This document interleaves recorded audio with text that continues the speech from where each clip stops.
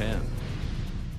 We begin tonight with breaking news. We have learned that the body of a man was found today in Little Detroit Lake in Becker County. Detroit Lake's police tell us they responded to a missing man report about 2 o'clock this afternoon.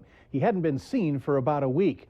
Investigators searched an area of the beach, the public beach near the Detroit Lake City Park, and with the help of a search plane, investigators located the body. An autopsy will be performed at the Ramsey County Medical Examiner's office. The man's name is not being released until family is notified.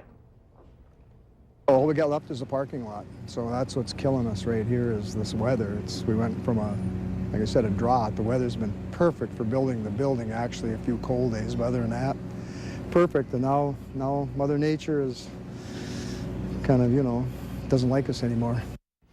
Doors might not open on schedule at the new Cashwise off 32nd Avenue and Veterans Boulevard.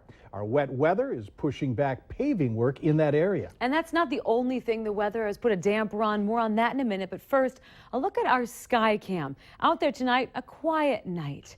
But tomorrow will be a whole different story. Let's head over to our chief meteorologist, Hutch Johnson, for a first look. Hutch? That's right. Thanks, Stephanie. As we head into our weekend, we want everyone that watches to be weather aware. Some thunderstorms will be rumbling up our way, and they will bring the potential for hail-damaging straight-line wind.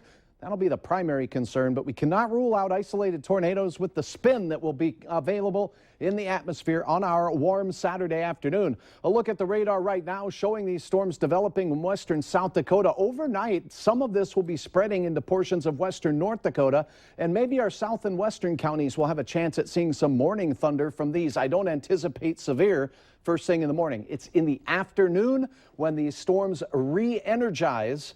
And we'll have the latest in the hour-by-hour forecast. There are some changes from what we showed you before, but we're talking sun, heat, wind, and thunderstorms and snow this weekend. Details in a few minutes. Everything, literally everything might happen this weekend. It sounds like it to me, yep. All right, thank you, Hutch.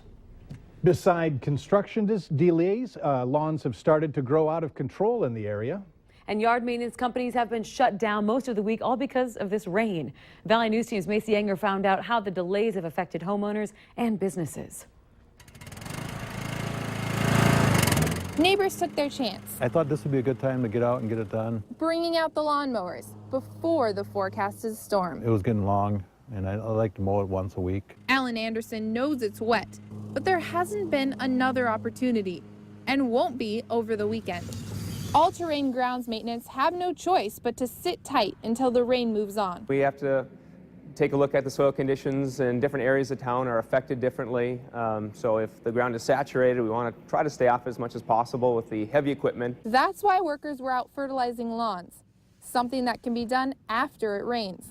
So they pushed themselves and were able to tackle about 300 yards. Sometimes that means working a lot longer hours for our guys. Sometimes that means coming in on a Saturday or Sunday. We do as much as we can to stay on schedule. And even sent the boss out to help with the workload. The rain is good for your grass, and so it'll get a little shaggy for a while before you can get back out and mowing it. But take the rain and be happy with it and get out when you can. I think it's good for the flowers, the grass, everything needs a good rain. If only we could determine when it rains. In Fargo, Macy Enger, Valley News Live. And of course, that wet weather is also leading to dandelions. Now, to get rid of those pesky things, experts recommend digging them out or using a broadleaf herbicide, which should kill the plants within 24 hours. If you're in Becker County, don't expect to hear tornado sirens during any bad weather. There just aren't any. The Becker County emergency manager says they're antiquated, outdated, and confusing. They instead use the code red alert system, which calls your phone, sends you a text message and an email. Emergency officials say they've been having people sign up by the thousands. Here in the FM area, both Code Red and sirens are used, and recent testing revealed some issues with Fargo and Moorhead systems. Officials say they have since been fixed. And you can stay up to date on any changing weather conditions this weekend from your smartphone or your tablet. Just download the Storm Team Weather app to get the latest weather conditions and to even follow the radar live. Just search VNL Weather in the App Store. Many people are joining the running community, getting involved in fun races like color runs. The problem is, so are scammers. The Better Business Bureau has received complaints nationwide regarding entry fees not being returned to participants who entered the Color 5 Mile race. Scammers are creating websites where they list scheduled races, have participants register and then cancel the race, or they simply don't even exist. The Scam Color Run had races listed for Grand Forks and Fargo this summer. The BBB warns people to do their research, check with the local race venue, and pay with a credit card. Call the charity and make sure the link exists. And we also say, too, at least 65% of funds raised should go to the ultimate recipient, at least. BBB also says that they've checked on the Fast Run website. Make sure that you check its rating. You can do that by contacting the BBC. It is Police Week, a time when officers and their families from across the country visit our nation's capital to pay tribute to officers killed in the line of duty. Valley News Live Washington Bureau Chief Jacqueline Policastro is on the west lawn of the Capitol where the president spoke this morning. There is so much emotion here, sadness and pride mixed with strength, as thousands of people, including President Obama, honor our nation's fallen heroes. The U.S. Capitol, the backdrop for tears and mourning. Taps played and family members filed in to hear the president address their loss. We hold them up as heroes because that's what they are. It takes a special kind of courage to be a peace officer, to be the one people turn to in their most desperate moments. It's a tough day for people like Sergeant Chris Guerrero. He's at the Capitol honoring his former colleague Danny, who was gunned down on the job. We're here to honor his family, his wife, his children, and all the other fallen officers that have been here. It's also a day for tradition and musical tribute. Some officers work to secure the very event honoring their fallen brothers and sisters, as others saluted, looking on while the president spoke. We can work harder as a nation to heal the rifts that still exist in some places between law enforcement and the people you risk your lives to protect.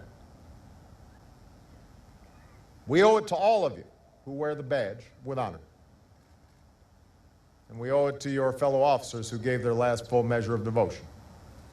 117 officers were killed in the line of duty in 2014 alone, and officers gathered here acknowledge that 2015 has already been a tough year for police throughout the country. Despite all of that, they're renewing their commitment to serving our communities. From the Valley News Live Washington Bureau, I'm Jacqueline Policastro.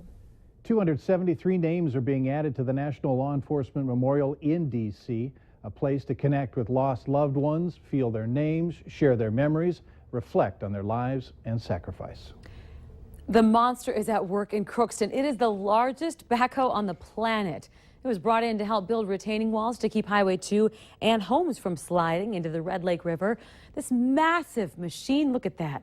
It's weighing in at 500,000 pounds. It had to be hauled into town aboard 10 different trucks last fall, and then it was put together.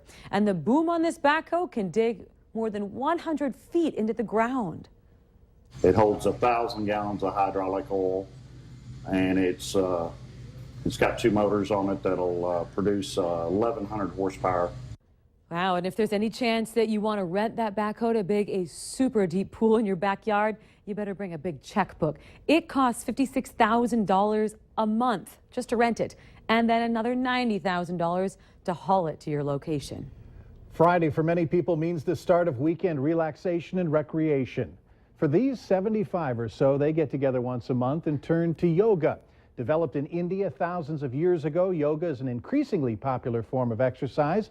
But after an hour, the same folks travel to the other end of the Fargo Brewing Company building to experience a free pint of beer. That's why it's called Yoga on Tap.